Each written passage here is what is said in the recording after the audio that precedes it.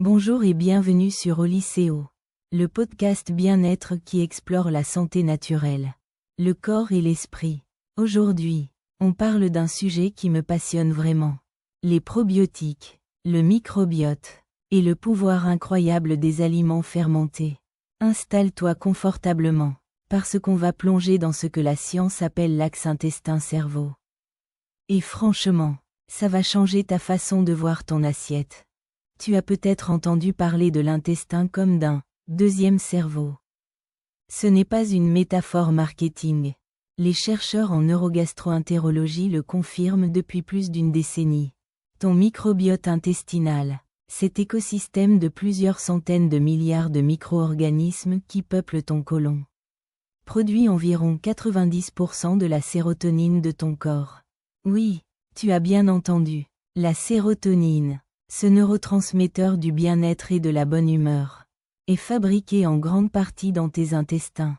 Ton humeur, ta résistance au stress, et même la qualité de ton sommeil dépendent en grande partie de ce qui se passe là-dedans.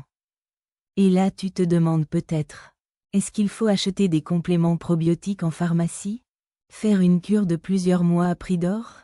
La réponse que la science apporte est à la fois plus simple et plus fascinante. Les aliments fermentés, présents dans presque toutes les traditions culinaires du monde, constituent une source de bonnes bactéries bien plus diversifiées et biodisponibles que la majorité des gélules vendues en grande surface. Kéfir, kombucha, kimchi, choucroute lacto-fermentée, miso. Ces aliments nourrissent ta flore intestinale depuis des millénaires. Commençons par ce que la science nous dit sur l'axe intestin-cerveau. Pendant longtemps, on a cru que le cerveau contrôlait l'intestin de manière unilatérale. Les travaux du neurogastro-entérologue John Cryan, de l'University College Cork, ont confirmé quelque chose d'étonnant. La communication entre les deux est bidirectionnelle. Le nerf vague agit comme une autoroute d'information entre tes 100 millions de neurones intestinaux. Et ton cerveau, c'est ce qu'on appelle l'axe goutte-brun. Et il révolutionne notre compréhension de la santé mentale. Ce que cela change concrètement, c'est qu'un déséquilibre de ta flore intestinale, ce qu'on appelle une dysbiose, a été associé à des états anxieux, des épisodes dépressifs, et même à des troubles du sommeil. L'INSERM rappelle dans ses publications que le microbiote est désormais considéré comme un organe à part entière, avec ses propres fonctions immunitaires, métabolique et neurologique. Franchement, la bonne nouvelle, c'est que la composition de ta flore intestinale est modulable. Et l'alimentation est l'un des leviers les plus puissants pour agir dessus.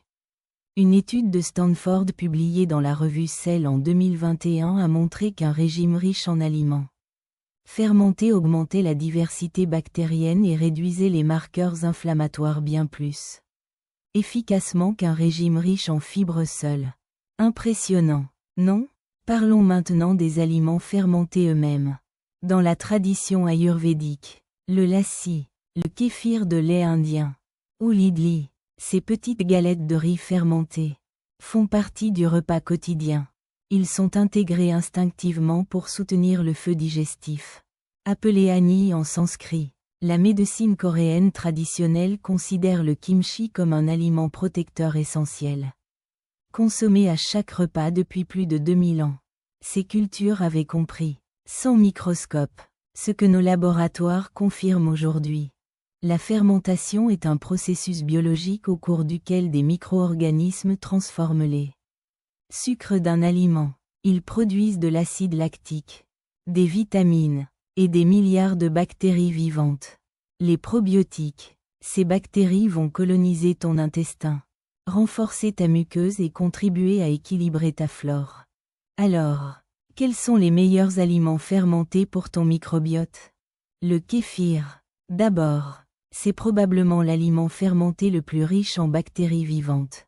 Qu'il soit à base de lait ou d'eau, il contient typiquement entre 10 et 20 souches bactériennes différentes. Une étude publiée dans Frontiers in Nutrition en 2021 a montré que sa consommation régulière améliorait significativement la santé du microbiote intestinal. Une portion de 150 à 200 ml par jour suffit pour observer des effets positifs au bout de 2 à 4 semaines. Ensuite, le kombucha. C'est une boisson fermentée à base de thé sucré, produite grâce à un SCOBY, une culture symbiotique de bactéries et de levures. Il contient des acides organiques, des antioxydants et des bactéries bénéfiques. Mais attention, les kombuchas industriels, souvent pasteurisés, perdent une grande partie de leur ferment. Privilégie un kombucha non pasteurisé, fait maison ou acheté en magasin bio. Et enfin, le kimchi et les légumes lactofermentés en général. Le kimchi coréen est extraordinairement riche en souches bactériennes spécifiques. Mais toute la famille des légumes lactofermentés, choucroute, betterave, carottes, cornichons fermentés naturellement, offre une diversité microbienne précieuse. Et le plus beau dans tout ça? La lactofermentation ne nécessite qu'un légume, du sel, de l'eau et du temps. C'est l'un des gestes santé les plus accessibles et les moins coûteux. Maintenant, démystifions quelques idées reçues. Les compléments probiotiques en gélules ne sont pas inutiles. Mais leur efficacité dépend énormément des souches utilisées et de ta situation personnelle. Une méta-analyse publiée dans le JAMA Internal Medicine a révélé que la plupart des compléments vendus sans ordonnance n'avaient pas d'effet démontré sur des personnes en bonne santé sans dysbiose diagnostiquée. Et les aliments fermentés ne remplacent pas non plus une alimentation variée et riche en fibres. Les fibres sont les prébiotiques, c'est-à-dire la nourriture des bonnes bactéries. Sans suffisamment de légumes, légumineuses et céréales complètes, les bactéries apportées par les fermentés n'auront guère de support pour s'installer durablement. Alors, comment commencer concrètement? Je te propose 3 protocoles simples et progressifs. Premier protocole. Les semaines 1 et 2. Commence par 50 ml de kéfir le matin à jeun. Puis passe à 100 ml la deuxième semaine. Le matin à jeun permet aux bactéries vivantes d'atteindre plus facilement le côlon. Deuxième protocole. Les semaines 3 et 4. Ajoute 2 à 3 cuillères à soupe de choucroute crue ou de kimchi à ton déjeuner. Comme condiment ajouté au dernier moment. Sans cuisson. Associe-les à des aliments riches en fibres prébiotiques. Artichauts, asperges, oignons, poireaux. Troisième protocole. À partir du 2e mois. Diversifie les sources. Kéfir un jour. Kombucha un autre. Miso dans une soupe. Yaourt nature non pasteurisé. Fromage au lait cru. La clé d'un microbiote sain est la diversité bactérienne. Pour conclure, prendre soin de ta flore intestinale avec des probiotiques naturels via les aliments fermentés. C'est l'un des gestes les plus puissants et accessibles pour ta santé globale. Commence par un kéfir le matin. Ajoute de la choucroute crue à tes repas. Et observe ce qui change dans ton corps semaine après semaine. La constance prime sur la quantité. N'oublie pas que le microbiote est aussi influencé par ton niveau de stress. Ton sommeil et ta relation à tes émotions. Les aliments fermentés s'inscrivent dans une approche holistique du bien-être, où corps et esprit s'alimentent mutuellement.